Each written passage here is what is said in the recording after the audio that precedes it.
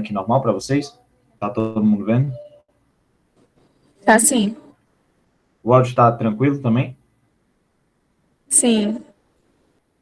Show, vou colocar aqui a apresentação logo. Eita, peraí, que aqui já é dando spoiler. Não olhe, não olhe, não olhe, não olhe. Ai, o cabo. Eita. Tá, show. Pessoal, boa noite, eu sou o João Guilherme. Eu estou atualmente no 7º semestre, é um prazer estar com vocês. Eu já fui monitor de vocês em CF1 há 2 anos atrás. Talvez alguns lembram, enfim. E dessa vez eu estou como monitor de Clínica Médica 1, a minha querida Clínica Médica, que tem meu apreço. Mas a gente vai ter um momento bem proveitoso e, como foi comentado, a gente vai focar em discussões de caso, que a gente vai ficar apresentando casos para vocês terem um aprendizado um pouco mais ativo, do que se fosse a monitoria de artrite reumatoide, monitoria de AVC, sabe? Vai ser bem legal e enriquecedor para vocês. A doutora Fernanda está bem engajada. Eu tentei trazer o doutor Daniel para participar, mas infelizmente não bateu o horário dele. A gente vai sempre estar procurando trazer professores convidados para auxiliar e comentarem. Talvez a doutora Fernanda dê uma passada, mas eu vou começando aqui por hora, tá certo? Bom, a gente vai começar com o seguinte caso, e essa aparição da UAM foi sem querer. Bom, primeiro caso um homem de 45 anos, ele trabalha como servente pedreiro há 10 anos. É natural de Quixadá e procedente de Fortaleza e comparece à unidade básica de saúde. A queixa principal dele é cansaço, muitas idas ao banheiro e pernas inchadas. Bom, a gente vai ter... Deixa eu falar uma coisa que eu esqueci. Essa monitoria, ela vai focar muito em direcionar vocês a abordar os pacientes na clínica médica 1 em geral. Ou seja, eu vou trazer pontos que são legais de vocês fazerem em grandes áreas, e também procurar, porque tem um problema na prática. Às vezes tu tá na prática e tu foca muito a tua cabeça só na nefro. Eu tô rodando nefro, aí tu fica só na nefro, só pensando na nefro, sei lá o quê. E tu esquece que tu tá lá para aprender da nefro, mas a nefro é integrada com todos os outros sistemas. Então eu quero tentar trazer essa visão para vocês. E eu vou fazer isso trazendo pontos do exame físico. Por exemplo, se eu tiver um caso de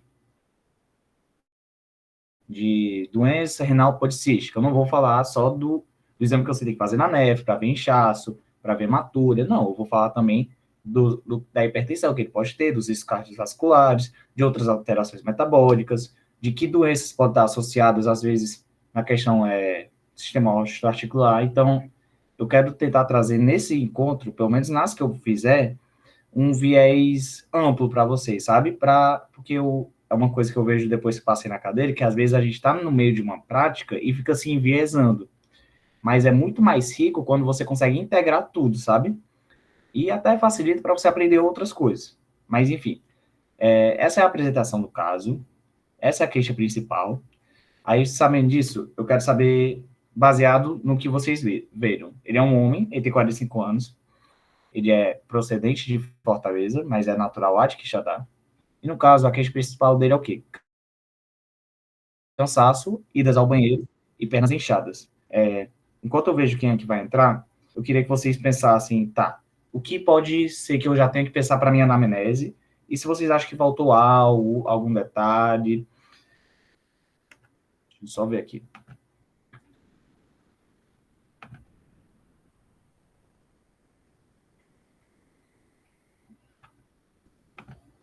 Pronto, vou aproveitar que eu estou vendo aqui a tela, aí o Caio levantou a mão, né? Pode ir falando, Caio. Mas o cansaço é cansaço de fadiga, tipo, o cansaço do corpo ou cansaço de espineia? Pronto, isso é um ponto importante para a gente ver na anamnese. Então, vocês acham que quando ele falou isso, faltou o paciente especificar, que não é obrigação dele. Então, vocês vão ter, sim, muitos quadros sindrômicos na reumato, na nefro, na neuro, na endócrino, que você vai ficar tipo, tá, o que é esse cansaço? É uma fraqueza? É uma astenia? É uma mialgia? É uma dispneia? É uma adinamia? Às vezes até um quadro consumptivo, né? Um quadro associado a uma obstrução. Será que ele está se alimentando direito? Então, é um ponto legal da gente avaliar na anamnese. Então, vocês acham que pode ter mais alguma coisa que a gente pode já ir investigando? Que pergunta vocês fariam para esse paciente? De início, me digam. O tempo do quadro, né? Pode repetir? O tempo do quadro. Certo, quando começou. Mais alguma coisa? Se piora à noite, ou Se melhor, piora à noite. Certo. Fator de piora, melhora. Tá. Ele falou do cansaço, mas ele falou só do cansaço? Ele falou também de idas ao banheiro e pernas inchadas. Como é que vocês abordariam essas duas queixas dele? Será que pode ser a parte? Será que é um quadro? São quadros concomitantes? Será que é o mesmo quadro? Como é que eu posso investigar isso? Pode perguntar quantas vezes essas idas ao banheiro e se tem alteração da urina ou se a urina está normal. Certo. Essas são opções, sim, para a gente investigar. Quando vocês pensam assim, em ida ao banheiro, pelo menos até agora, a gente não está aqui para acertar o diagnóstico, a gente está para construir o raciocínio clínico, certo? Ida ao banheiro, vocês pensam, vamos supor, será que tem quadro infeccioso que pode levar a isso? Será que tem quadro crônico? Será que tem alguma alteração neurodegenerativa? Será que tem alguma síndrome genética? E outra, o que é, como você perguntou, idas ao banheiro? Quantas vezes vai? Porque tem gente que talvez já, vamos supor, que pode ir 6 vezes ao banheiro, porque bebe muita água e acha normal. Tem gente que pode ir 2 vezes, passou aí 4 e acha que aumentou. Vocês entendem que pode ter uma questão relativa, que a gente sempre tem que ficar de olho em questões relativas do paciente, né? Tá. Tem mais alguma coisa que vocês perguntarem em relação à ida ao banheiro? O aspecto da urina? Quantas vezes? se dói. Muito boa essa pergunta. Vocês vão passar pela uro. Outra pergunta legal que vocês poderiam fazer é o aspecto da urina, do jato, certo? Se eu urino com jato forte, é o normal, mas se urina gotejando, se urina, ele faz a necessidade dele, mas ele, poxa, eu acho que não saiu tudo. Será que não é importante também? Será que ele não está esquecendo desses pontos? Se eu deixar passar batido, eu posso deixar passar diagnósticos importantes. Vou dar um exemplo. Se eu vejo um paciente que diz que está indo muito ao banheiro, mas ele está falando que ele vai muito, mas a urina que, quando ele urina, sai pouca urina e não tem uma sensação completa, é porque isso é da uro, vocês vão ver mais para frente. Eu posso estar deixando passar um quadro de hiperplasia prostática benigna, que apesar de ser um quadro benigno, como o próprio nome fala, ele afeta a qualidade de vida da pessoa. E são perguntas fáceis e práticas. Por exemplo, não preciso fazer um super exame caro, que demora invasivo, para já pensar nisso, sabe? Então, certo. Eu quero que vocês vejam agora em relação ao outro elemento que ele abordou, perna inchada. Perna inchada, o que, é que vocês pensariam em perguntar? Eu chego para vocês e falo, minhas pernas estão inchadas. Um problema linfático, né? Por algum tipo de obstrução, enfim. Quem foi que falou o problema linfático? O nome. Diogo. Como é teu nome? Diogo. É o Diogo. Pronto, gosto do Diogo, ele é participativo. Continue. Problema linfático. É uma opção? É. Mas como é que eu vou saber já entender para suspeitar de problema linfático? Vocês podem perguntar, talvez, vamos ver opções. Será que é uma questão estética? Que ele acha que as panturrilhas estão feias? Será que esse inchaço, ele é mole? É um inchaço duro? É um inchaço que esquenta? Que outra, tem mais coisas que dá para perguntar. Bora. Quero a participação. Digam.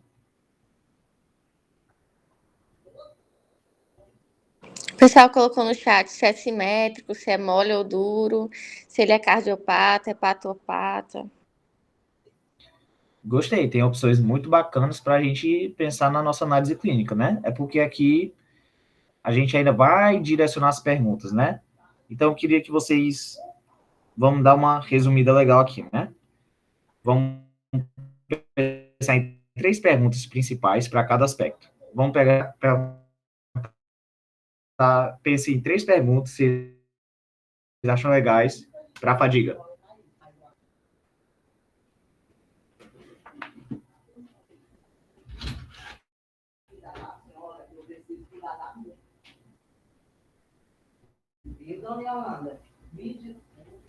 Piora durante o dia, se começa ruim ou se melhora em algum momento do dia, se faz alguma coisa melhor ou piora.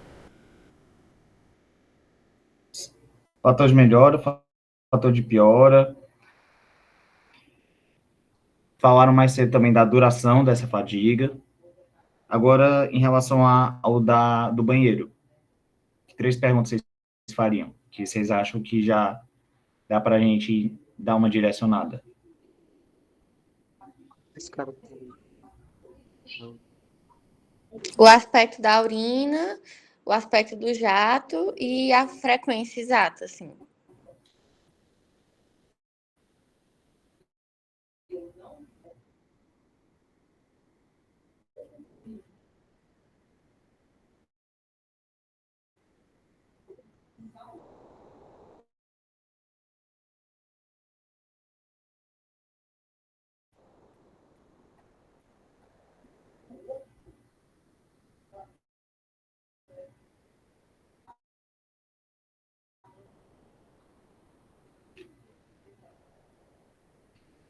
Certo. Etiologias. Eu acho que das pernas a gente pode focar em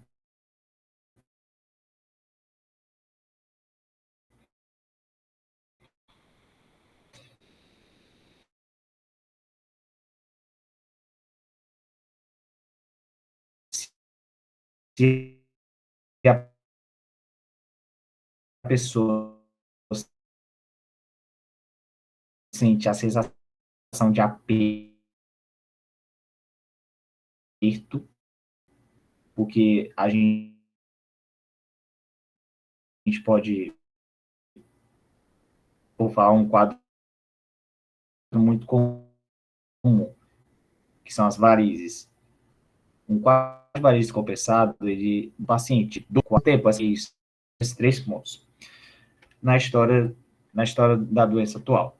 Ele relata que essa fadiga é de 3 meses, é uma fadiga que 3 meses você já considera uma aguda ou crônica.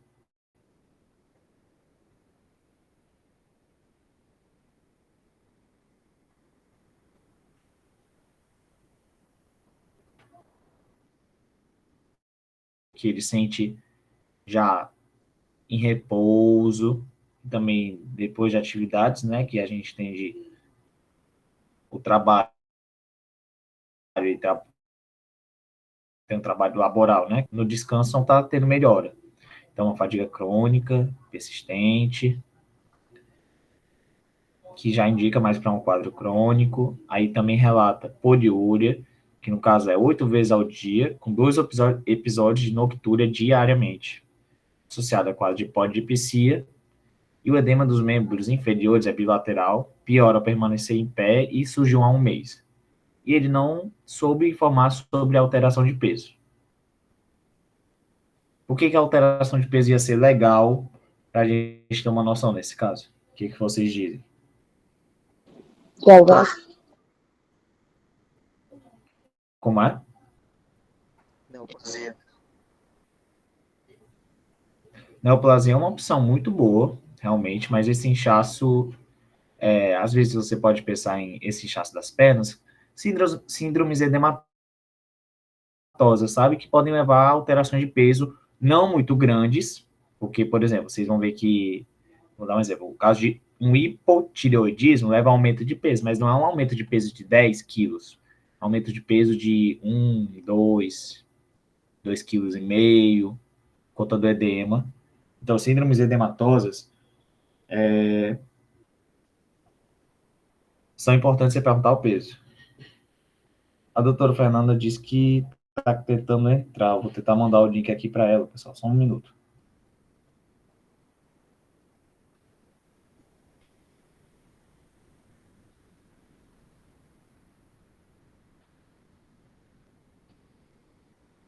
Pronto. E outro aspecto que a gente pode ter noção é poliúria. É uma coisa muito, muito importante de ser comentada aqui. Quando é que eu classifico como poliúria? É a partir de mais de 6 vezes a ida ao banheiro.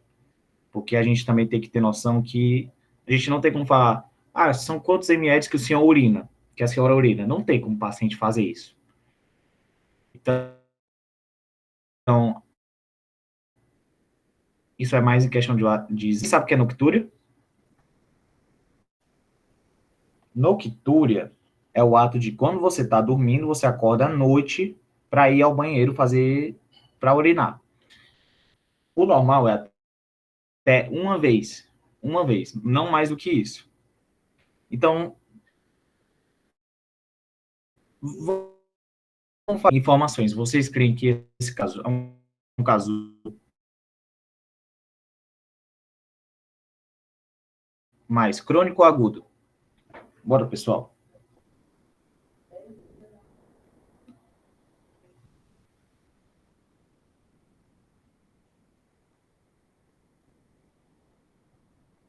Assim, há mais meses, imagino que seja um quadro mais crônico mesmo. Pronto. Tem 3 meses da fadiga.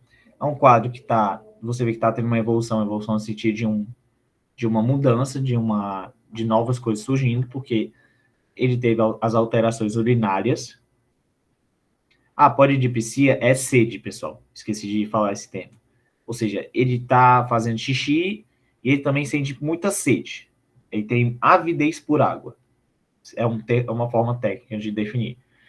E há um mês vem tendo essas queixas urinárias, de sede e os edemas, que pioram ao permanecer em pé. Edema que piora ao permanecer em pé, vocês conseguem associar com quadro linfático, como foi falado? Sim ou não? Pronto. Vocês acham que pode ser um quadro infeccioso desse edema, então?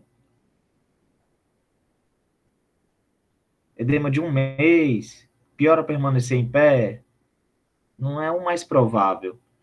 E outra, é um quadro que é bilateral.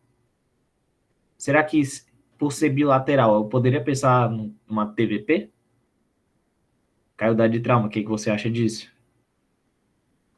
Não, TVP também. Não. Relacionado à dor também e unilateral. Exatamente. Também um quadro de um mês para a pessoa procurar por conta da fadiga, já é algo, não é muito quadro da TVP, né? Ainda mais alguém que trabalha, vamos supor, passa o dia trabalhando e tudo, será que não ia incomodar se fosse uma TVP? Será que não já teria embolizado? Enfim.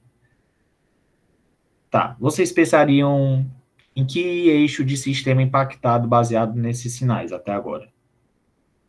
Vocês pensariam em algo metabólico? Certo, metabólico. Vocês pensariam em algum metabólico, tu diz endócrino, vamos colocar assim, né? É endócrino metabólico, né? Mas endócrino metabólico. Vocês pensariam no endócrino metabólico por quê? Por conta da fadiga? Seria um desbalanço na demanda energética ou por algum outro motivo? O desbalanço hídrico, né? Pela polidipsia, pela poliúria também, né? Certo. Mais alguma coisa além de quadro endócrino? Acho que é vascular. Quadro vascular? Por causa do limpo, né? Certo. Gostei da opção da vascular. Não tem nenhum que vocês estão pensando também? Bem estampado, pessoal. Cardíaco?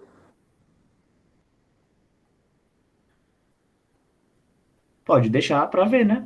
Será que não está repercutindo na fração de ejeção do coração? Um paciente, como fala, encharcado, está com edema em membro inferior, alteração no estado de hidratação. Vocês pensaram em um quadro hematológico? Dá para pensar. Docinho, por que dá para eu pensar num quadro hematológico? Isso, sei não. Só se pedisse um hemograma. Não, macho. Fadiga 3 meses, homem. Tu não vai pensar em anemia, investigar uma anemia? Então, tinha que pedir o hemograma, não? Eu só ia dizer que era anemia só porque estava Mas de a fadiga. anemia tem sintoma clínico. Hemograma sempre faz bem, mas você tem que saber pensar na anemia antes de ver no exame clínico ou no exame laboratorial. A anemia altera a disposição, a anemia altera circulação, eu posso ter aumento da frequência cardíaca, dependendo do grau de anemia, claro. Outras coisas que a gente vai ver no exame físico. Ninguém pensa em quadro nefrológico?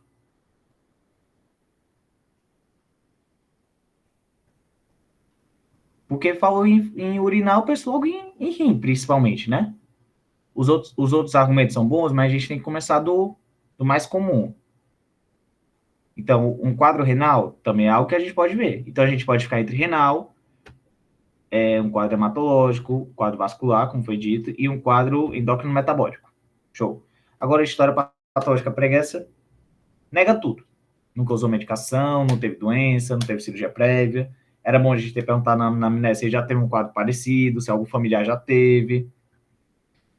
A história psicossocial dele é que ele relata não praticar atividade física devido à sua rotina de trabalho, né, rotina laboral. Ele fala que é cansativo, que ele já pega peso demais nas obras, que não tem feriado, não tem folga, trabalha no meio do sol, quase sem tomar um pingo d'água, chega em casa só quer dormir, comer, ficar com a família. Aí ele fala que ele realiza 4 refeições ao dia, o café da manhã dele é 2 pães com 2 ovos com café com açúcar. O almoço, macarrão com feijão e frango. O lanche da tarde são 2 pães com mortadela. E o jantar é arroz com feijão e suco com açúcar. Foi isso que ele disse. Ele reside numa casa com acesso a saneamento básico, mora com a esposa, que atualmente está desempregada, e o filho dele, e um filho de 4 anos. Certo. Então, aqui a gente tem um paciente sedentário, com... O que vocês acham da dieta dele? Dos hábitos alimentares? Vocês acham equilibrado? Tem alguma coisa que chama a atenção de vocês?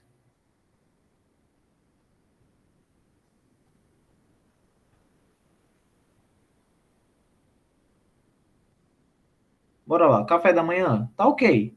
Tem seu carboidrato, tem sua proteína, apesar do café com açúcar, não ter algumas fibras, e não ter uma alimentação com algumas frutas, não ter o prato verde, com vegetais, com legumes.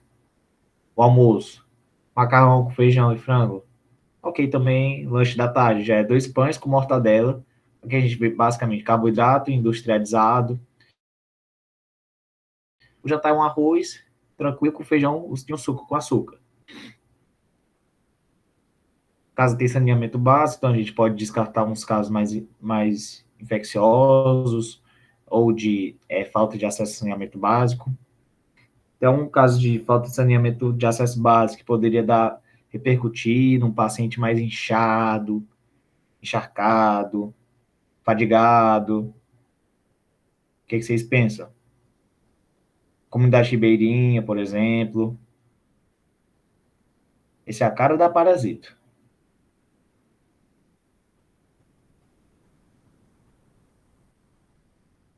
Barriga d'água. Esquistossomose. Por esses 2 fatores, já consigo afastar um quadro desse. Elefantíase. Vocês acham que caberia? Que você teria o comprometimento linfático, como foi falado? Também não é muito sugestivo. Agora, passando para investigação. O que vocês iam querer focar muito no exame físico? Agora é a hora de vocês tocarem no paciente, fazer os testes semiológicos, que tem o pessoal da EDCM, tem o pessoal da cardio por aqui. O que vocês iam querer investigar nesse paciente? Comentem aqui comigo. Ver se o paciente não tem algum tipo de acantose nigricans, né, na inspeção. Certo.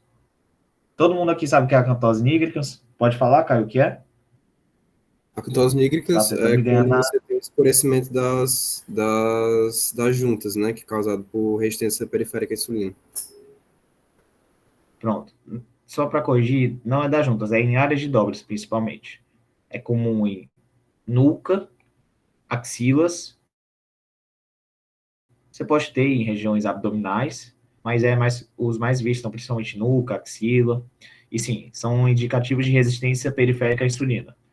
Muito bom de se ver, por conta da questão do quadro. E também é uma avaliação muito fácil de ver. Tem quadros endocrinológicos que você consegue diferenciar, às vezes, olhando para o paciente. Por exemplo, você consegue fazer uma boa ectoscopia já para descartar ou averiguar a chance de um hipertireoidismo, com uma face addisoniana. Addisoniana não, esqueci o nome, mas é a face que tem aqueles ódios que só faltam soltar para fora, que são ódios da exoftalmia de Graves. É uma face muito Base-doviana. característica.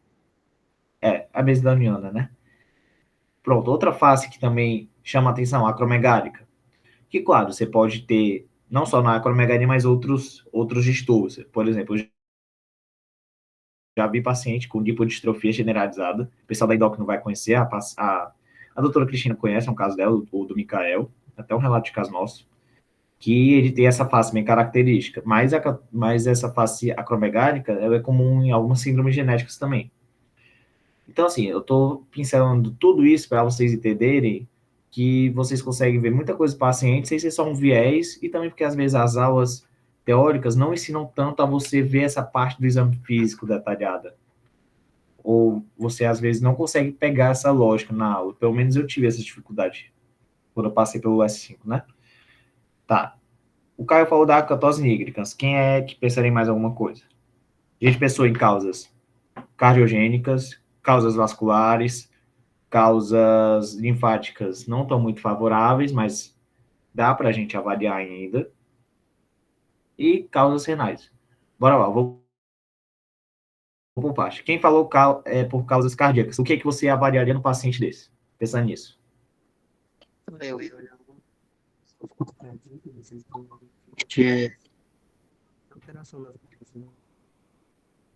É porque teu áudio está tipo aguado para mim. Aí eu não tô conseguindo entender. Tá tipo baixo. Se alguém puder repetir, eu agradeceria, no caso. Não, eu ia fazer. Tá dando pra me escutar? Tá sim. Pronto, eu faria a escuta cardíaca, né, pra ver se tem alguma alteração de bolha. E, Certo. enfim, eu acho que basicamente olhar isso, sabe, pra ver se tem algum tipo de alteração. É Tu até pensaria interessante em qual seria. alteração de bolha num paciente desse? B3. B3 foi Exato. a Cora que falou, foi? Por que B3?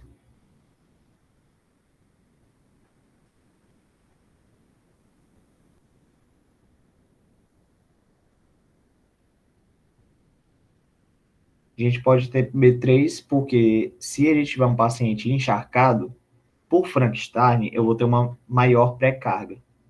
Isso vai ativar o reflexo de Bainbridge e vai estimular uma maior frequência cardíaca que vai ter maior o tum-tatá, tum-tatá, tum-tatá, tum-tatá, que é como se fosse o ritmo em galope, né? Com B3.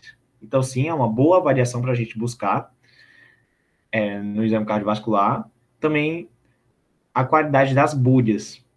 Se ele está com edema no meio inferior, será que não pode estar edemaciado e eu ter uma búdia abafada?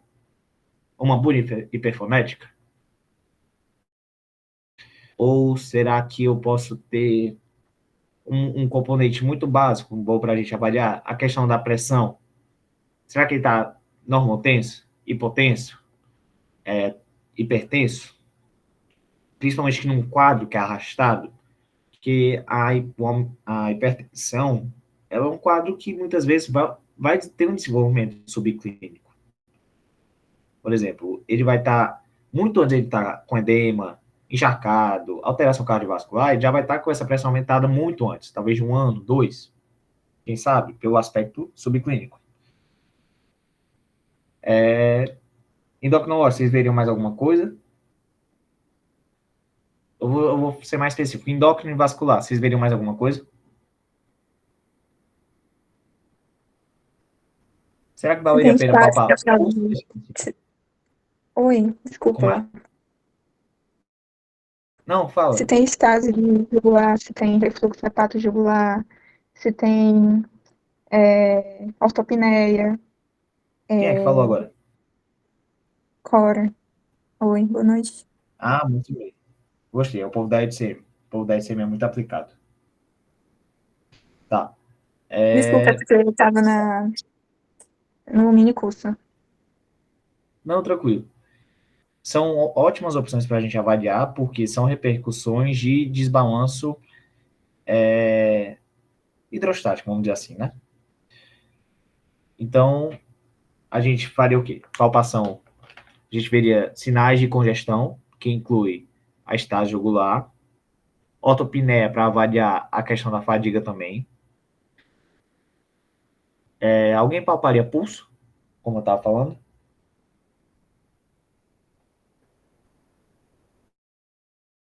Será que se eu tivesse um pulso reduzido, ia favorecer algum quadro específico? Quando pensa em pulso reduzido, vocês pensam em alguma coisa? Principalmente de... Pode ser, mas vamos para um outro também. Um pulso tibial posterior reduzido, junto com um pulso pedioso reduzido. Vocês pensam em alguma coisa específica? Diabetes é uma opção muito boa. Muito boa mesmo. Quem foi que falou diabetes? Eu, Sara. Certo. E também para a gente ver a questão das outras manifestações que eu podia ter, algumas alterações da endocardite, altera o pulso, algumas alterações crônicas, como uma estenose aórtica, vão ter pulsos parvos, tarvos, né? Aquele pulso em diamante, como falam, né? Crescendo, decrescendo. Então, é muito importante a gente fazer essa variação. Ausculta pulmonar, o que vocês acham? Vai repercutir, se eu for um quadro de congestão, vai repercutir na minha ausculta? Como é que vai ficar uma ausculta pulmonar? E uma Pode percussão? ter crepitos basais, né? Crepitos grossos, Sim, basais. Exatamente. Principalmente basais. Eu posso ter... Como é que ficaria o murmúrio? Normal, alterado? Abolido em base, mas normal em ápice. Presente. Muito bem, Caio. Muito bem. E deixa eu pensar outro.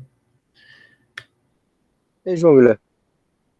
Oi. Mas eu posso ter diminuído ou vai chegar a ser abolido? Ou é porque... Ou depende do caso? Depende da evolução. Se a gente chega, no caso, a ver um paciente que ele está com murmúrio vesicular abolido, ele vai ter que estar muito encharcado até chegar a esse ponto, sabe? Por exemplo, será que... Vocês não tiveram nefro ainda, né? Mas vocês vão ver, tem algumas nefropatias, por exemplo, a nefropatia membranosa, que é muito edematosa, muito trombogênica, que no caso um paciente fica encharcado muito rápido, o paciente tem aquela face renal. Ou seja, para ele estar com murmúrio abolido, tem que ser um caso assim bem mais intensivo, mais grave, sabe? Abolido pode estar. A gente vai já ver o resultado desse paciente, mas essa tua pergunta foi muito válida, muito boa. Repercussões no rim podem alterar na questão da pressão pulmonar por líquido? Quem rodou nefro? O que vocês acham? Pode sim, né? Se tiver alguma estenose, né, de artéria renal, tinha alguma placa de aterosclerose. Sim. pode diminuir o passagem de sangue, que aumenta a pressão, né? E causa edema. Sim. Edema não, Agora vocês vão me derrame. associar pressão do pulmão, aí eu vou precisar da colaboração do povo da reumato.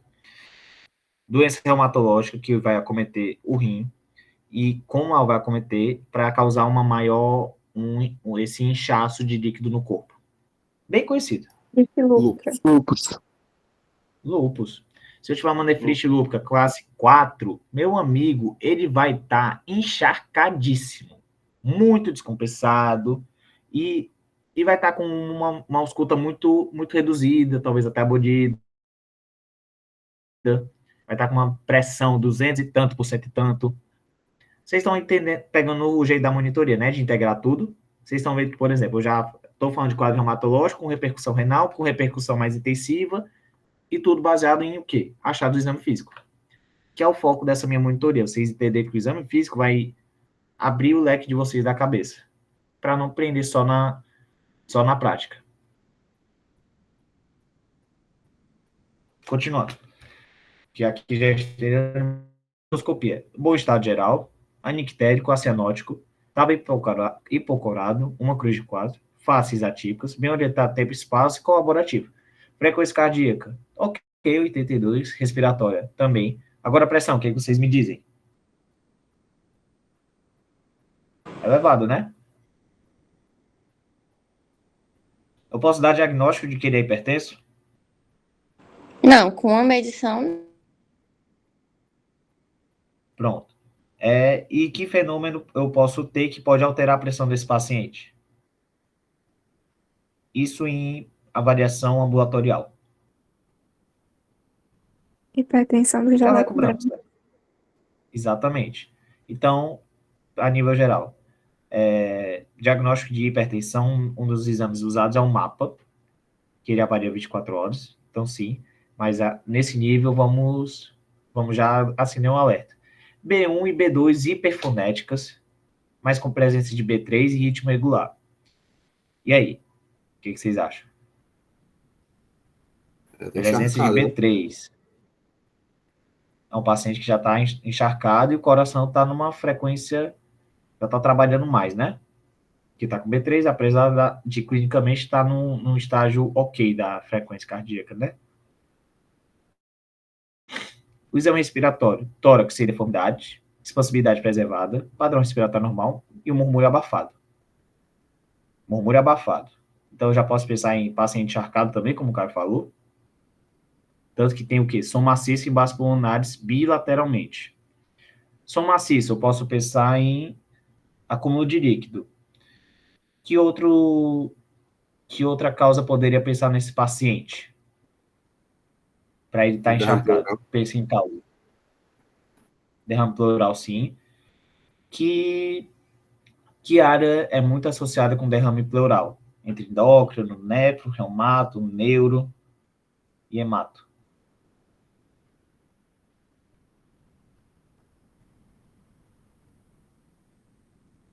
Reumato. Repercussões cardiopulmonares de lúpus e artrite reumatoide podem incluir serosites, incluindo pericardite, derrame pericárdico, pleurite, derrame pleural. Será que ele é um forte candidato para reumato? Reclamou das juntas? Não, né?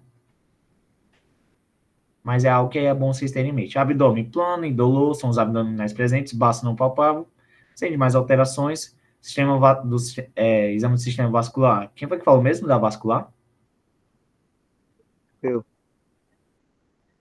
Foi o Diogo, foi? Pronto. Hipoestesia em ambos os pés. Hipoestesia é redução da sensibilidade. sensibilidade. E o edema com sinal de cacifo, 2 cruzes de 4 cruzes e dermatite ocre membro inferior. Primeiro, uma hipoestesia bilateral. Quadro crônico, sistêmico, vocês acham?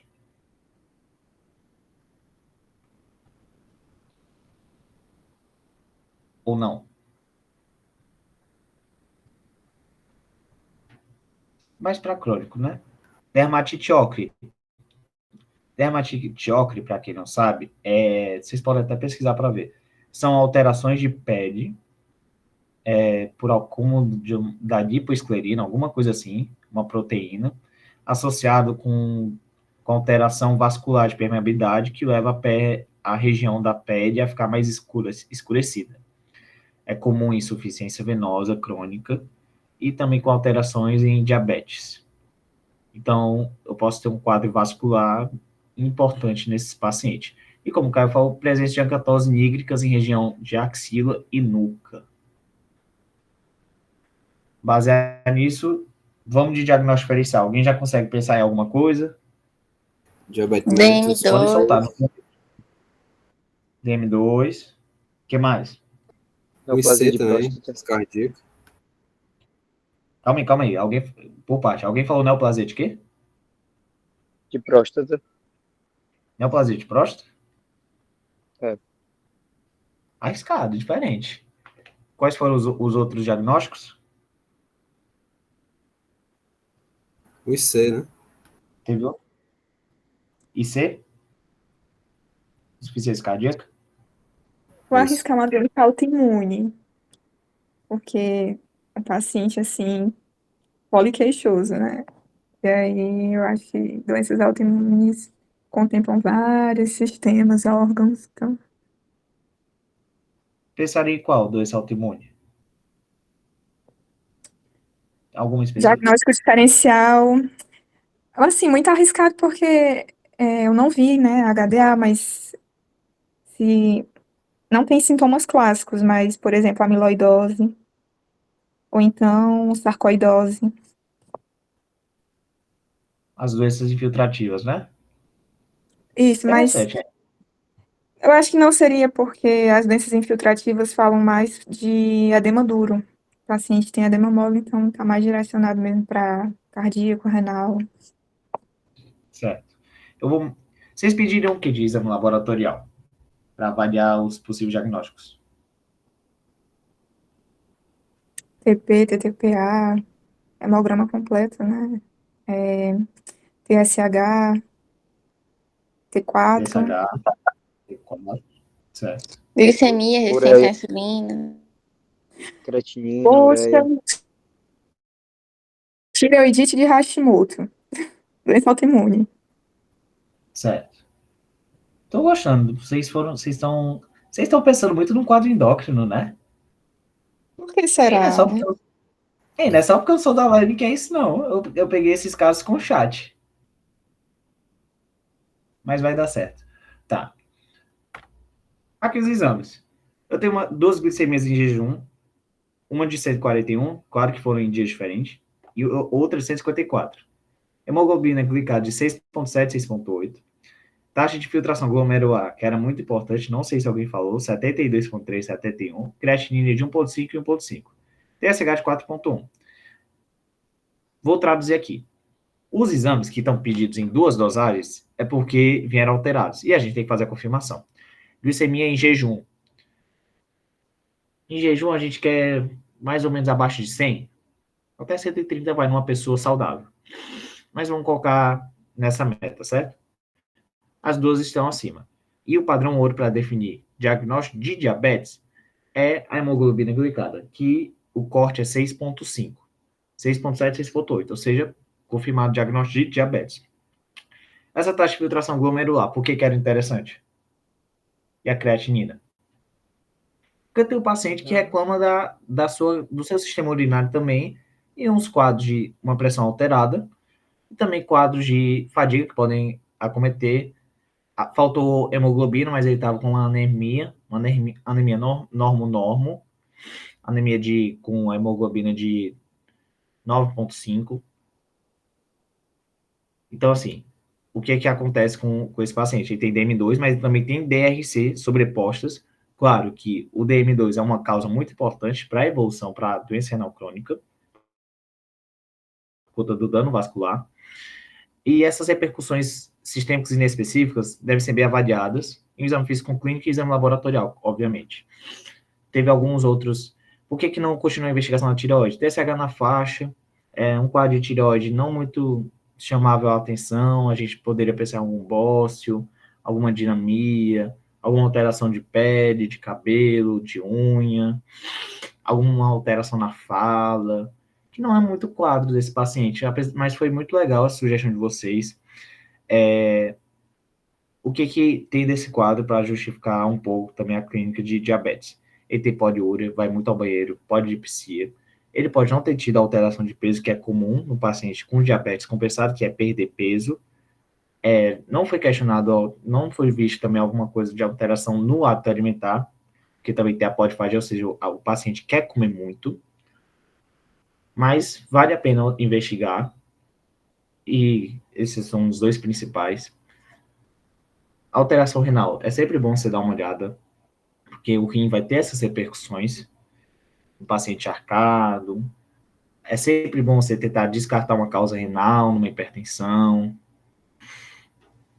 Alguém quer fazer algum comentário desse caso? O que vocês acharam? Tranquilo?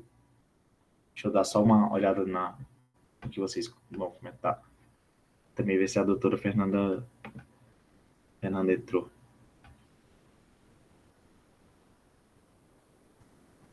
Não, né? Deixa eu ver aqui o chat.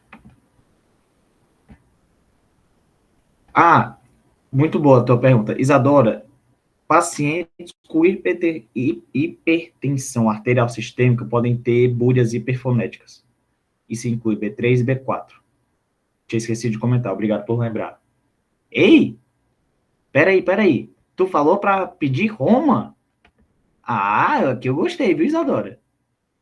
Muita gente não sabe o que é Roma, inclusive a gente teve um caso clínico na cadeira de MFC para a gente discutir, e muita gente não faz a mínima ideia do que é Roma. Para quem não sabe, Roma IR é um exame que a gente acaba não usando muito na prática clínica, mas muito bom para nível de pesquisa e estudo, muito usado, principalmente fora, porque ele calcula a sua resistência insulínica. Então, é algo muito legal de se ter e ajuda a entender isso. Não só para o diabetes, porque tem outras alterações, por exemplo, síndrome metabólica é bom de avaliar. Insuficiência cardíaca, lúpus, DAOP, aqui tu tá puxando para vascular. Essa pergunta do Diogo sim era interessante. O pessoal que tá que tá olhando no chat pode falar para mim, que eu vi que tinha umas coisas bem legais aqui no chat. O eletródito é legal de ver para possíveis alterações. Tranquilo, pessoal. Eu vou para o nosso segundo e último caso, aí eu vou agilizando. Ele é um pouco mais rápido também, que já vai dar quase uma hora de monitoria. Tá. Pontos que não devem faltar no exame físico da endócrina e da nefra. A variação de sinais de alteração na hidratação, que vocês viram que é comum no diabetes, que é o que chama a atenção da pessoa, que ela pode sim querer ir no banheiro, que ela acorda para ir no banheiro. É uma queixa muito comum dos pacientes do CGH. Vocês podem chegar no paciente do CGH e perguntar: se acordar muito para ir no banheiro, vai ser uma das principais reclamações dele. Tanto mulher quanto homem, né? É porque o homem a gente pensa na questão da hiperplasia prostática. Que no caso é o edema, alterações na diurese e alterações na função do rim. Pacientes renais, eles também têm vínculos endócrinos com sistema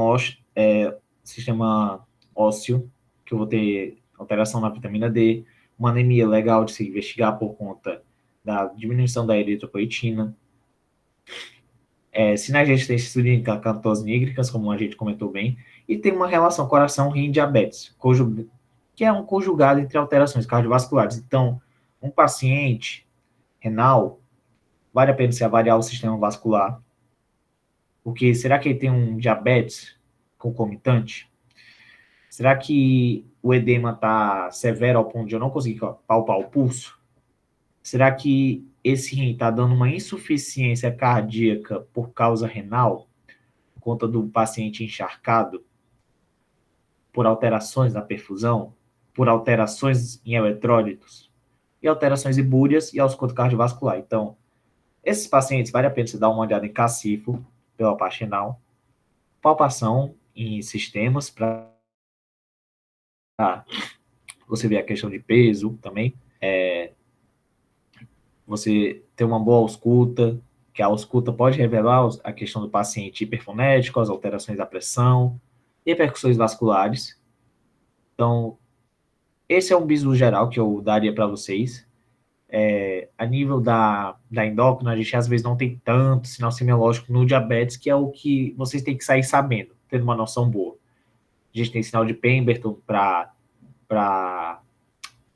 quando o paciente está com um bócio significativo, bócio nodular, que é aquele sinal que, não sei se alguém chegou a ver, principalmente no HGF, que o paciente levanta os braços, aí ele fica com a cara toda hiperemiada, avermelhada, né? E outras alterações. Agora a gente vai para o segundo caso. Novamente, foi sem querer essa logo da LAEMA, eu não estou enviesando para endócrino, apesar de esse caso ter tido muita coisa. Bora lá. É uma mulher dessa vez, de 38 anos, natural de Fortaleza, e ela procede lá de redenção. Ela é confeiteira há 5 anos e vem à consulta ambulatorial. A queixa principal dela é dor juntos e fraqueza. Certo? Dor juntos e fraqueza. O que vocês querem pensar? Bora lá. Falem comigo. O que vocês dizem? Se tem fator de melhora, piora, se piora durante o dia, se é uma dor que ela é mais mecânica ou se ela é mais inflamatória, né? Como é que eu vou perguntar para o paciente se a dor é mecânica ou inflamatória? Se ele acorda, tá com dificuldade de mexer, quando acorda e durante o dia ele vai melhorando, ou se durante o dia vai piorando a rigidez, né? A dor. Pronto. Me fala um ponto de corte, de tempo, de rigidez matinal, legal para a gente diferenciar do inflamatório e dor mecânica. As 2 horas. Um pouco menos, 1 hora. Já dá para a gente ter noção de algumas diagnósticos diferenciais. Mas muito boa a tua colaboração. Certo. Fraqueza. Tô fraca. Tá fraca por quê? Como é que vocês veriam isso? Fraca de dispneia? Fraca de não conseguir se alimentar? De ter falta de apetite? Fraca de estar com sua vida normal, mas começa a se prostrar, do nada. Começa a perder peso, apesar de estar se alimentando da mesma forma. Será que está tendo alteração no sono? Será que está tendo comprometimento cognitivo? Tem muitas coisas. Outro ponto que seria bom de investigar na donar juntas. Para a gente seguir. Um muito importante. Se é simétrico, se é assimétrico, quais são essas articulações? Pronto. Essas perguntas foram muito boas, mas tem mais uma que seria bacana. Só mais uma para completar. Acho que A era progressão, né? Deixa eu ver aqui. História familiar, A progressão, progressão. Muito bom. Muito bom mesmo. História familiar é uma boa também, Andressa, porque doenças reumatológicas, né, a gente pode pensar que é um diagnóstico bem forte para a gente avaliar nesse caso, né, todos concordam, tem repercussão familiar muito importante, né? Muito importante mesmo. Normalmente, doença reumatológica, quem é mais acometido? Um espectro bem Mulher. grande. Mulher. Proporção de lúpus entre mulher e homem. Vocês sabem? 9 mulheres para um homem.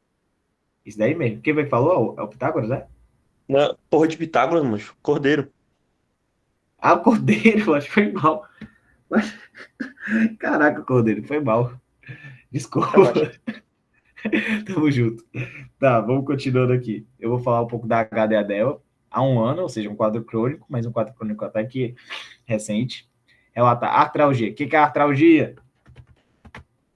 Do articular. Do articular, certo? É em joelhos, cotovelos e interfalangianas distais de forma simétrica e aditiva. Qual é a diferença de uma dor do articular, uma artralgia simétrica para uma... simétrica não, aditiva para uma migratória? Isso é um A ponto muito importante. aditiva continua no canto que estava antes e acomete outras articulações em seguida. Acho que a migratória. Não? Eu não lembro isso aí. A migratória, ela literalmente migra, sai de um canto e vai para outro. Isso é muito importante para vocês saberem na sua história, sabe? Para saber definir muito bem que se você não souber perguntar bem para o paciente, ou se você entender mal, você muda total o diagnóstico por uma mera palavra. Certo? Que alteração eu posso ter hematológica que pode repercutir em artralgia disjunta? Hematológica. Hemofilia, né? Hemofilia A e Hemofilia. B. Hemofilia. O cara vai, toma uma pancada, o joelho incha, dói, trava. Qual é a repercussão que eu vou ter no paciente hemofílico com mal compensado, que fica tomando, que não toma um fator, que vai ficando inchando a junta? Qual é a repercussão osteomuscular dele? O pessoal tá dizendo no chat hemartrose. Sim, hematrose, mas eu quero saber a nível osteomuscular. O que vai acontecer com o músculo dele? Atrofiar, né? Eu tenho uma.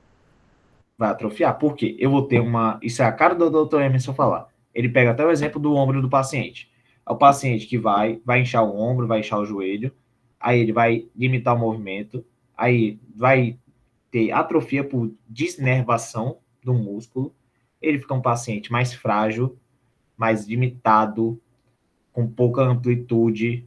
Ele dá até eu lembro que ele deu até o exemplo do paciente com o ombro todo travado, que ele, tipo assim, todo movimento com o ombro, ele não fazia com o seu deltoide, né? Ele tinha que levantar tudo com o seu trapézio para compensar. Então, será que a gente poderia pensar em alguma coisa para o joelho dele? Cotovelo interfalangiana distal não vai falar muito a favor de anemia, convenhamos. Mas sim, são opções sim, não pode descartar. Tem sinais flogísticos, calor e edema. Eu tenho artralgia com sinal flogístico, isso é uma Artrite. artrite. Eu não coloquei artrite direto porque eu queria que vocês tivessem essa noção, mas quando vocês estiverem escrevendo a história, foquem em artrite, também? Se tiverem sinais flogísticos. Só pela dor já tem também, né? E o inchaço também é muito importante. Relata ainda rigidez matinal de 1 hora. Mecânica ou inflamatória? Inflamatório. Inflamatória, muito bem. Tá com sintoma sistêmico. Febre, perda ponderal há 4 meses. Perdeu 5% do peso. Vou colocar o corte em 4 meses. Quando é que eu considero uma perda ponderal importante? Quando o Para cá, paciente Dudu, perde 10% do peso em 6 meses. 12. E 5% em 6. É 10% em 12 meses, no caso. Isso. Ah, entendi. Só que ele perdeu 6 em 4 meses, ou seja, ele já passou do corte. Faz uso de dipirona e ibuprofeno para alívio das dores. Ele não soube dizer quantos ele toma, ele diz que toma muito. Chama alerta para quê?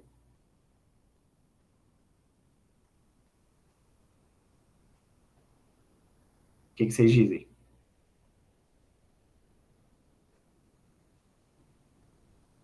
Estou tomando dipirona. Dipirona é um analgésico. É um analgésico que vai ter repercussão onde? Fígado. Gastrointestinal. Eita, true. Como é? Caio disse gastrointestinal. Gastrointestinal. Sim, mas uma outra. Muito comum. Renal. Ibuprofeno também. Hepático também. Então, será que não valeria a pena eu dar uma olhada no exame físico desse paciente? Algum sinal de disfunção renal? Já pensar em algumas possível hipertensão, alguma um possível edema, alteração urinária. Ah, não é o quadro principal dele, mas é associado e você tem que ter essa noção para identificar, nem que seja para você dar orientação para o paciente, para ele maneirar nessas doses, que às vezes ele vai querer tomar como água, mesmo ele não sentindo dor, vai virar um vício. Show. História patológica pregressa e história familiar, ele nega a história patológica, nada interessante. A história familiar, mãe portadora de lúpus e pai com artrite reumatoide, não, foi mal. Espondilite anquilosante. Quem foi que falou de história familiar? Andressa, o que tu acha desse caso? Acende tua luz para qual? Unindo essa história familiar e a história da doença atual.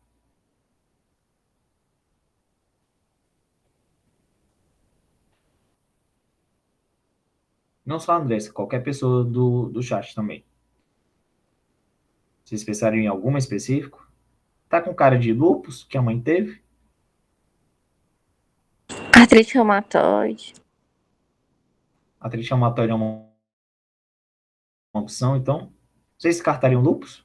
A Andressa falou lupus no chat. Certo. E o pai com espondilite anquilosante, por que a gente pode colocar ou não colocar? Argumentem. Bora, prova aberta.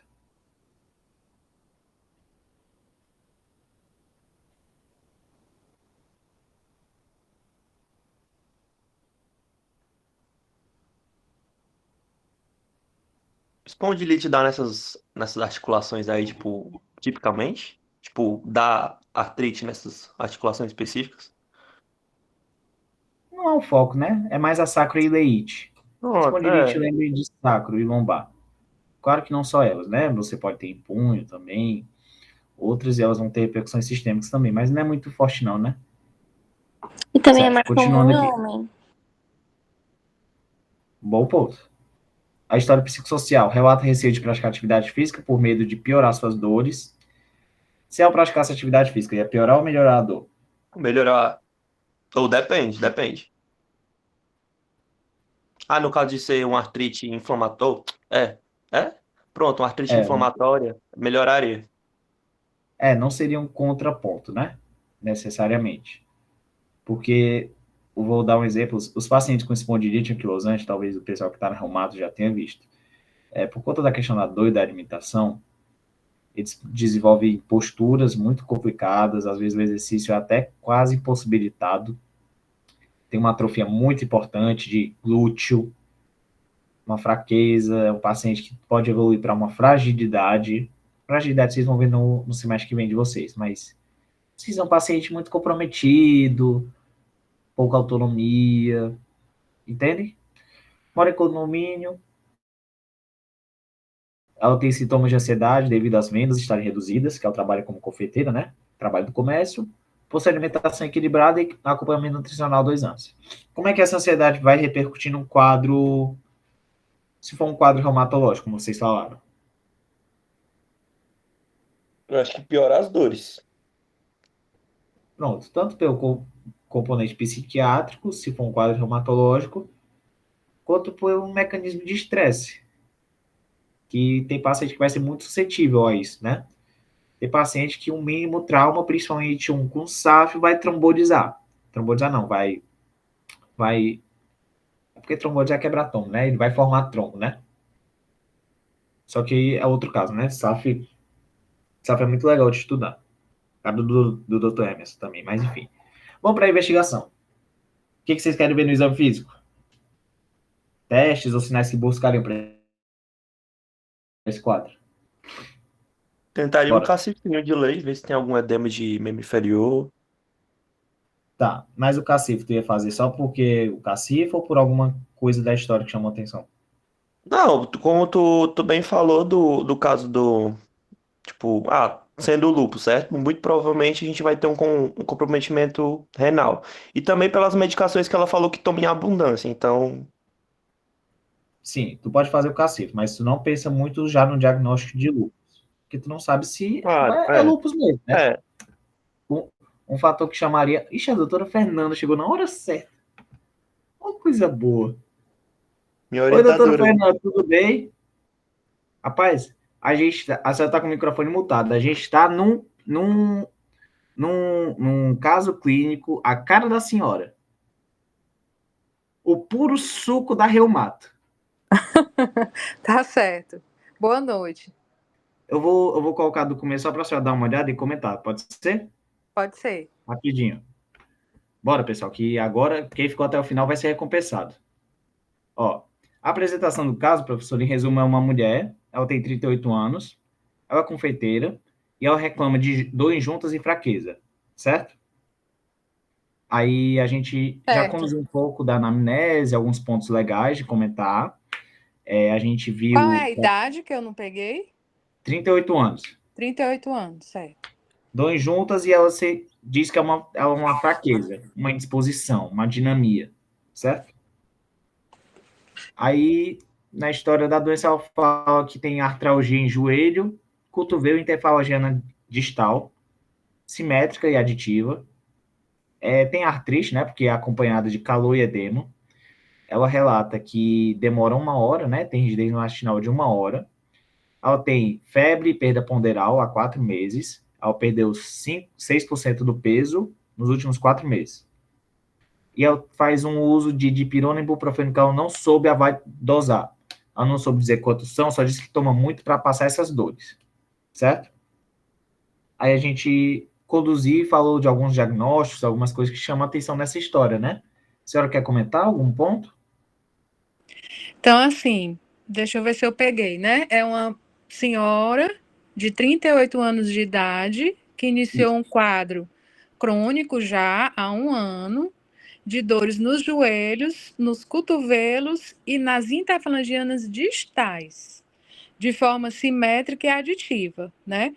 O que chama a atenção aí é o fato de não ser comum um acometimento de interfalangiana distal, certo? De forma simétrica e aditiva, com sinais flogísticos. Então, ela não tinha só artralgias, porque artralgias é quando tem dor. Mas havia também artrite, né? Porque tem a presença de calor e edema. E um quadro inflamatório com rigidez matinal superior a 1 hora. Então, a gente tem que raciocinar num quadro de poliartrite de grandes e pequenas articulações, com a ressalva de serem interfalangianas distais, né? Porque joelhos, cotovelos já são mais de 4 articulações. Então, o que faria pensar no quadro poliarticular, não é isso? Sim, muito bom. Certo. E o componente sistêmico, né? A febre e a perda ponderal. Certo. Pronto.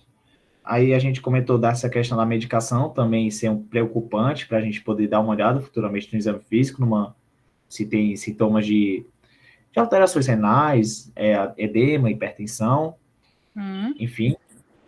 Aí a gente foi passando, a história dela não tem nada de interessante na história patológica, ela tem uma história familiar de mãe com lúpus e o pai com espondilite anquilosante. Os meninos comentaram que espondilite anquilosante não combina muito com esse quadro, lúpus não foi descartado, é uma opção, certo? Certo. A senhora concorda até agora? Concordo. E de história psicossocial, fala que ela mora só, ela não pratica atividade física porque ela tem receio de piorar das suas dores, ela tem muito essa preocupação da dor dela, por isso que ela toma muita medicação, e ela fala que ela também tem muito uma ansiedade pelas vendas, que a gente conversou que esse quadro de ansiedade pode repercutir no controle, nessa manifestação dos sintomas, né? Quadros reumatológicos podem ter algum impacto, né, pelo quadro psiquiátrico. A Certo, com alimentação dela, estresse. exatamente. A alimentação, nada que nos chamasse a atenção, né, principalmente às vezes por um quadro de gota, mas não é muito o caso, né? Mais alguma? Só quer comentar alguma coisa? Não, tá ótimo. Pronto. Aí na investigação a gente estava falando de pontos para avaliar no exame físico, né? E testes de sinais que a gente ia buscar nesse quadro. Certo. Aí eu pergunto, se a gente fosse levantar algumas hipóteses, né, para um quadro poliarticular, com acometimento de joelhos, cotovelos e das mãos a interfalangianas distais, quem é que gosta de pegar a interfalangiana distal? Quais seriam as patologias que a gente pode pensar que gostam de acometer as interfalangianas distais?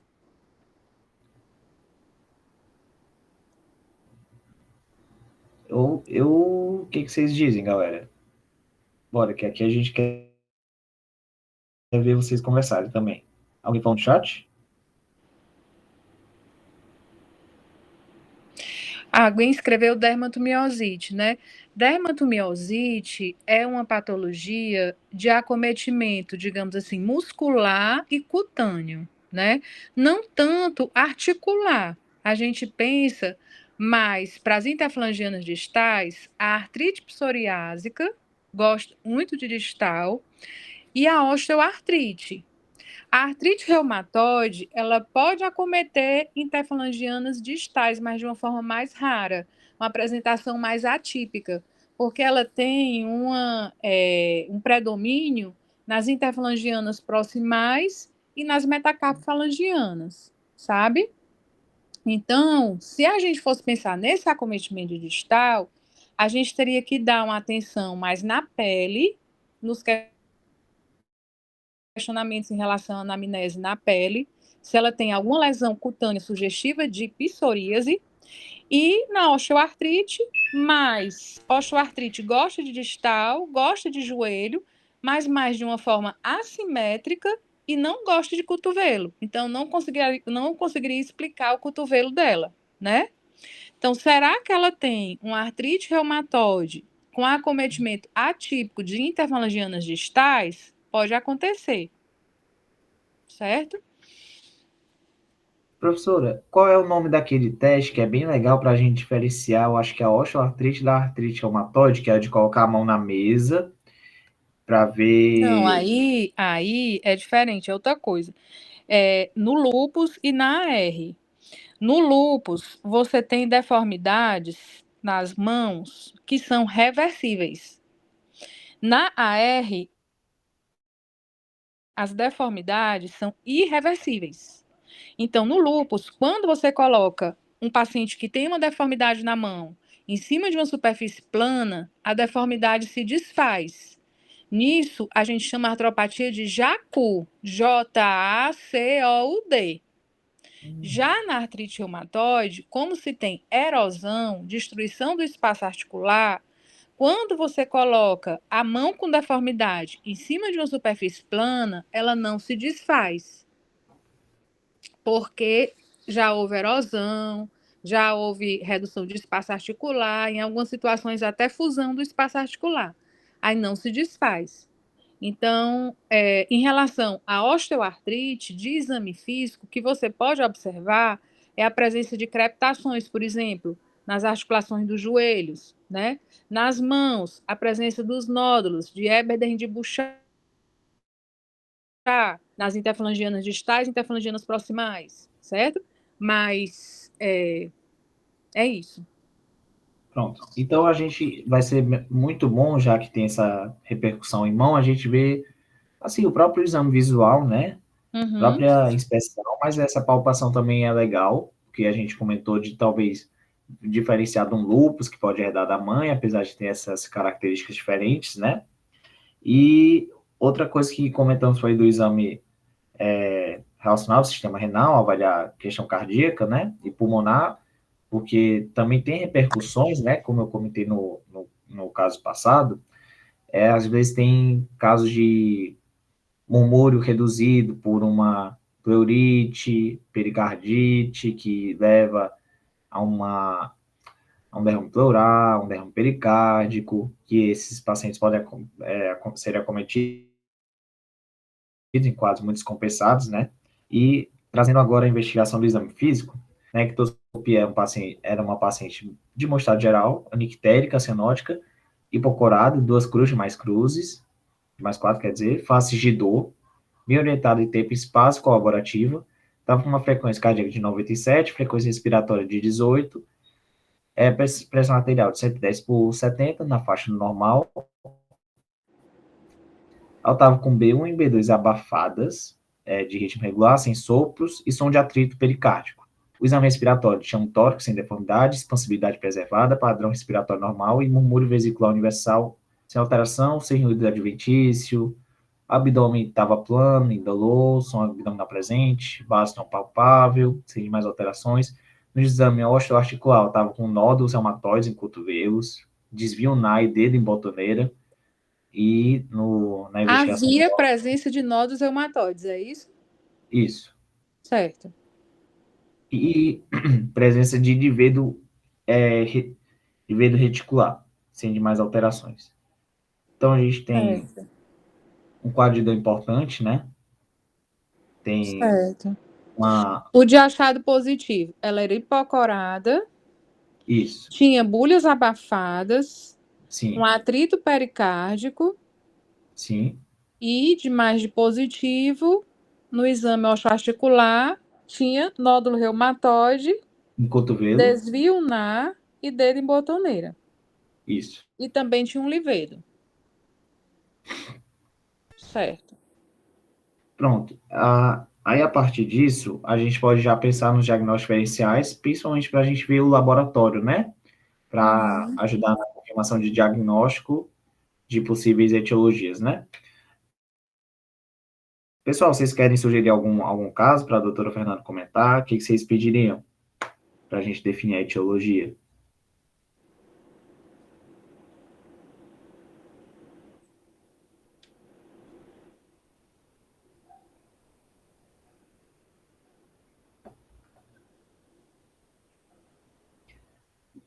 Eu acho que já está com tempo, a senhora pode falar, Aí doutora uma Fernanda. pergunta, esse caso é real ou esse caso foi elaborado? Elaborado. Elaborado, né? Certo. Sim, foi elaborado. Eu juntei algumas informações mais relevantes mesmo para o caso. Certo. Porque eu estava pensando, assim, será que não seria melhor abrir para o pessoal falar, para eu já não me adiantar e comentar? Porque assim, posso falar? Volta só o slide anterior. Certo. Porque se a gente for pensar assim, AR, certo? A R, ela pode cursar com anemia, né? Então, isso poderia ser, o fato dela ser hipocorada poderia ser um achado da artrite reumatoide, certo? Mas tem algumas coisas aqui que não batem para a R por si só, né? Digamos, essas bulhas abafadas, o atrito pericárdico, é um achado mais encontrado em pacientes com lúpus, porque no lúpus a gente pode acometer várias regiões do coração, né? Então a gente pode ter a pericardite, pode ter endocardite, pode ter miocardite. Um outro achado que é mais comum nos pacientes com lúpus é o livedo reticular, tanto no paciente com lúpus como no paciente com SAF, certo? Agora, Sim, ela tem uma mão típica de AR. Ela tem nódulos reumatoides, tem desvio ulnar e tem o dedo em botoneira. Então, talvez ficasse mais, na hora que a gente fosse elaborar o caso, ficasse mais interessante colocar o acometimento de interfalangianas proximais e a gente não colocar interfalangianas distais, já que a interfalangiana proximal é mais comum na R e justificaria até mesmo o dedo em botoneira, certo? E aí, pode ser que ela não tenha a R sozinha.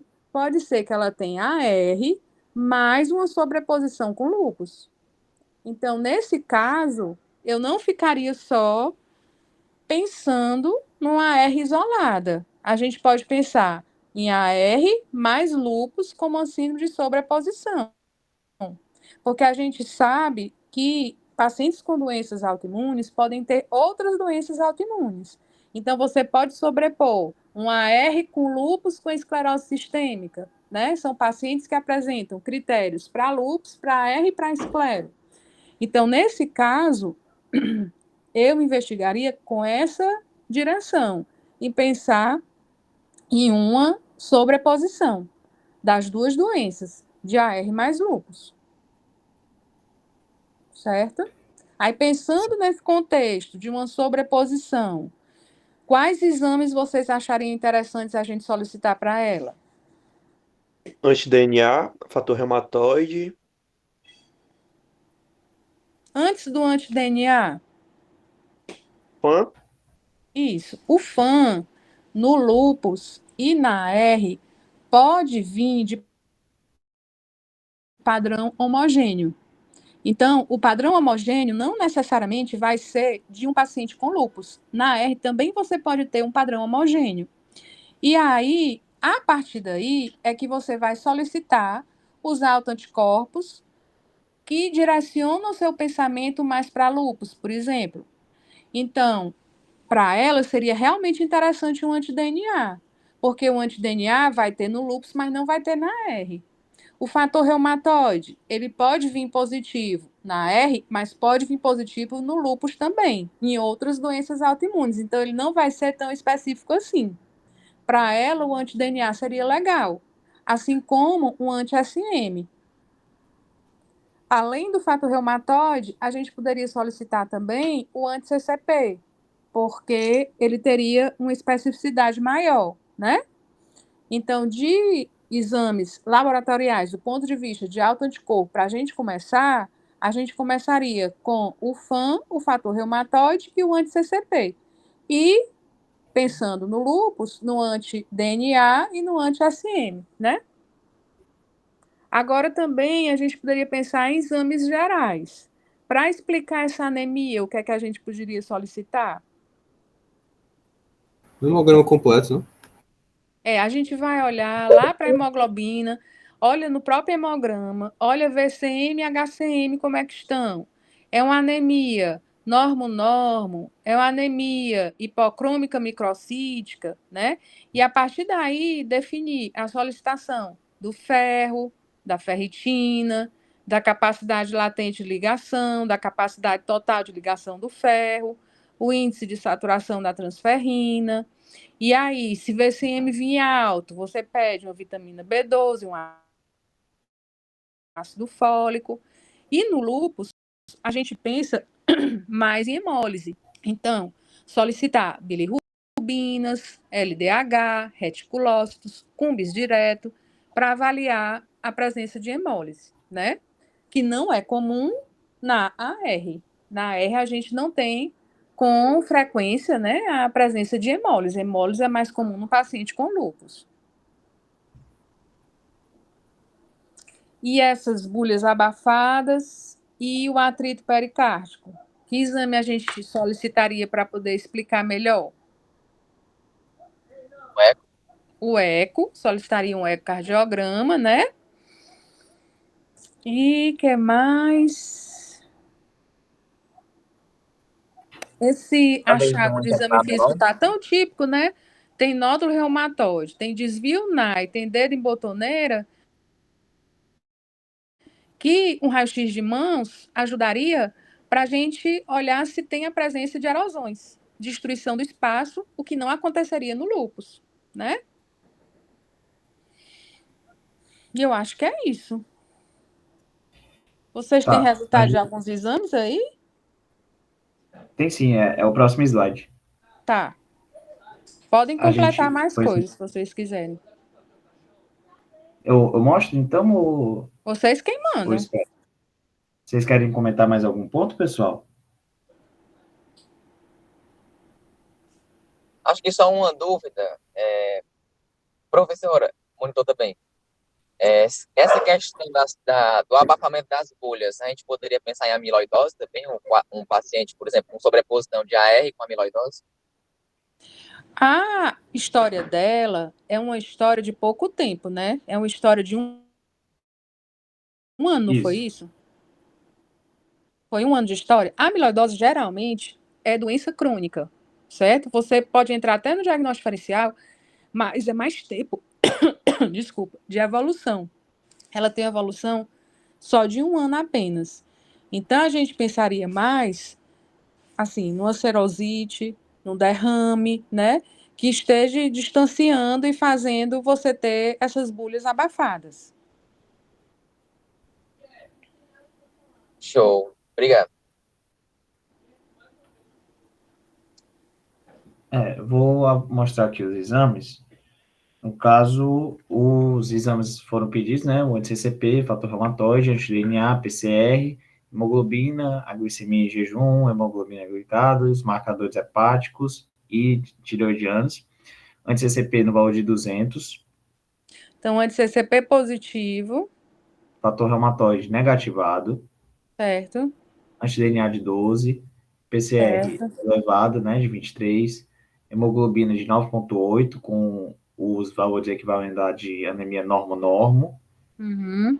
em jejum ok, glicado ok, TGO de 25, TGP 21, TSH de 4. Certo. Então, ela tem um anti-CCP positivo e tem um anti-DNA positivo, né?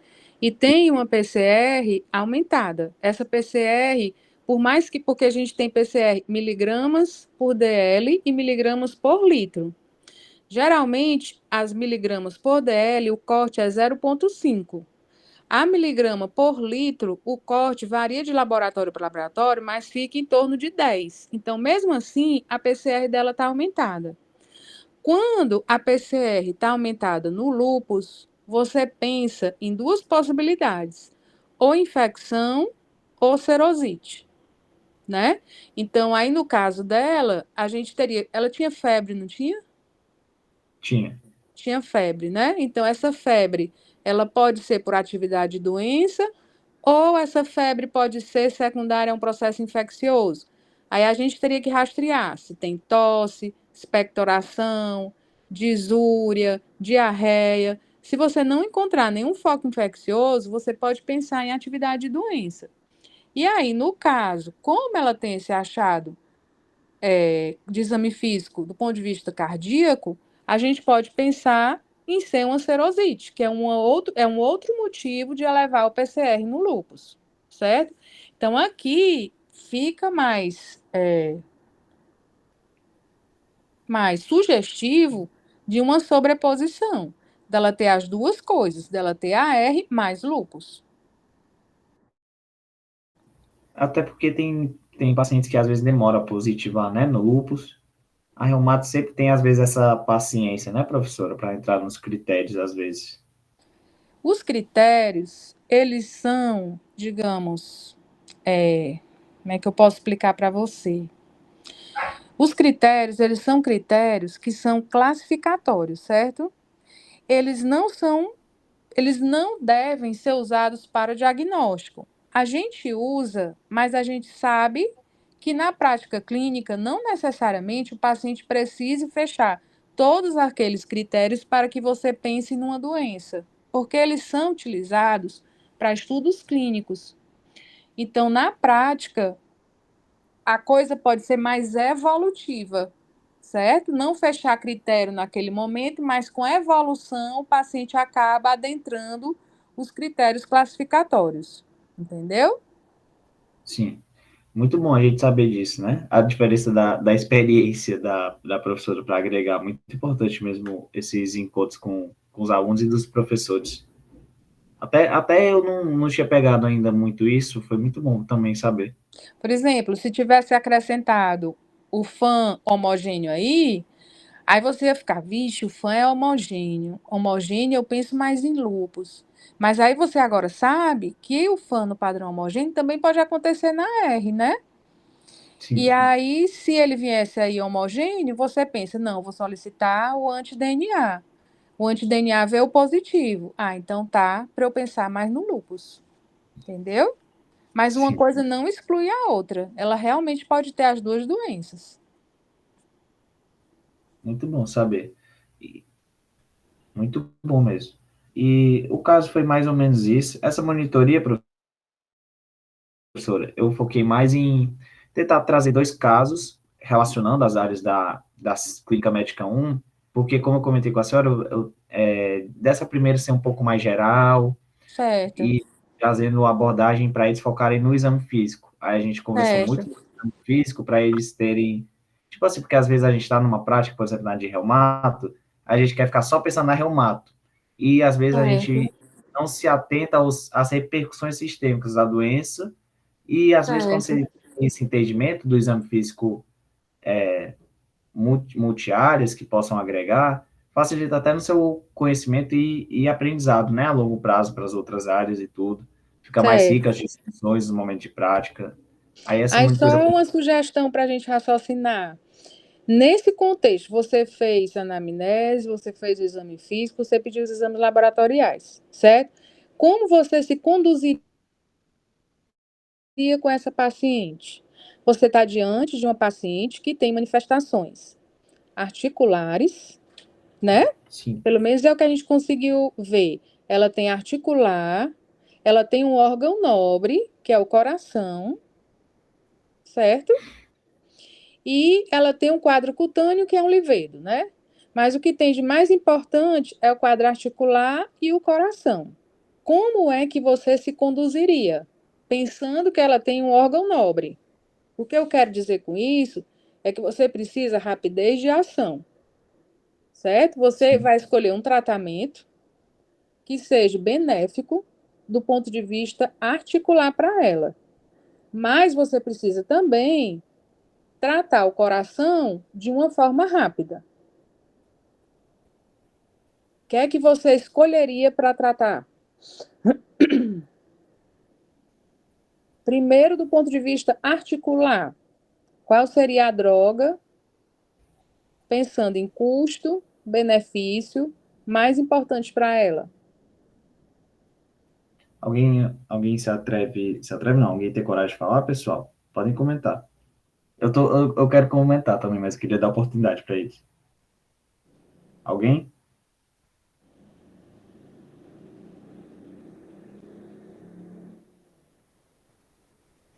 Professor, Acho que é porque, como os meninos não viram ainda, né, é mais complicado para eles falarem.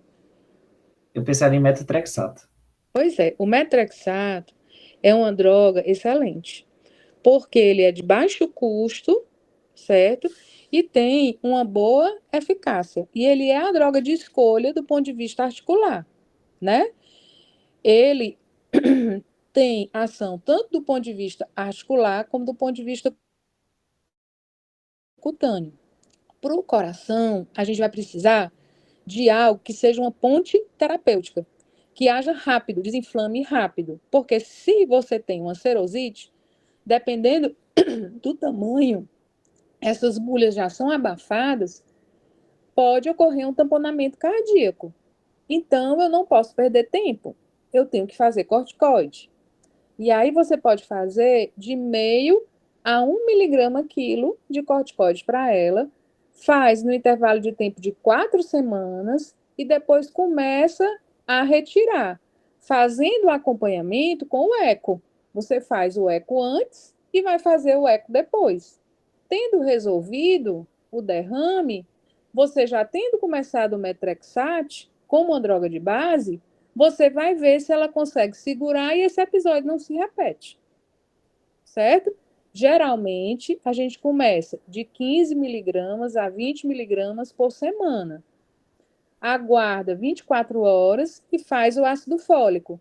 Ácido fólico comprimido de 5, você faz um comprimido e no dia seguinte um. E antes de fazer o corticoide nessa dose, lembrar sempre de fazer antiparasitários. Então, os pacientes precisam fazer o albendazol com secnidazol ou até mesmo anita. Como o postinho dá o albendazol e o secnidazol, a gente acaba optando por eles, né? Então, essa seria uma sugestão de tratamento para ela. Muito bom, muito enriquecedor esse momento. Professor, daí como a gente focou mais nesses pontos, eu não trouxe a evolução muito do caso, porque eu ia fazer 2, né? Aí ia ficar muito longo para os meninos. Certo. Aí nas próximas a gente vai realmente trazer casos mais para a gente aprofundar, né? Desde do rastreio ao tratamento, focado em cada ponto das monitorias. Que essa foi mais um geral para eles se atentarem. E só um encerramento de comentário, que é um caso de artrite reumatoide, com anemia, um possível lúpus sobreposto também. Pontos que não devem faltar no exame físico da reumato e da hemata, que a reumato vai além das juntas, coração e pulmão merecem avaliação em cada contato com o paciente. A hemato não é só exame laboratorial, ela repercute muito no sistema cardiovascular, por isso que você não pode pensar em anemia só quando vê um hemograma, você já pode ter em mente antes. No seu exame físico já vai ter sinais que possam sugerir isso.